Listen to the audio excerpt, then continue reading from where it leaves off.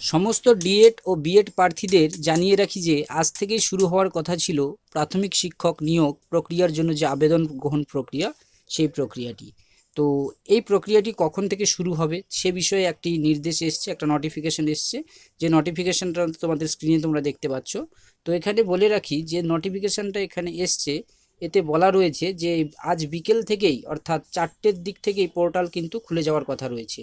আর কিভাবে আবেদন করতে হবে, কারা কারা আবেদন করতে পারবে সে বিষয়ে আমরা একটা বিস্তারিত ভিডিও দেব। আর বলে রাখি যে জেনারেল যে ক্যান্ডিডেটরা রয়েছে, এই জেনারেল ক্যান্ডিডেটদেরকে 150 টাকা পে করতে হবে, আর ওবিসিদেরকে 100 টাকা, আর এসসি এসটিদের 50 টাকা দিতে হবে।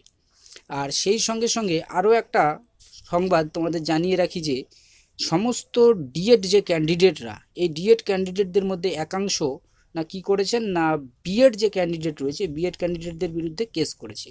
না তাদের বক্তব্য হচ্ছে তা বিএড ক্যান্ডিডেটদের অতিরিক্ত পরিমাণে সুবিধা দেওয়া হচ্ছে, এই জন্য তারা ক্ষিপ্ত এবং তারা কলকাতা হাইকোর্টের দ্বারস্থ হয়েছে।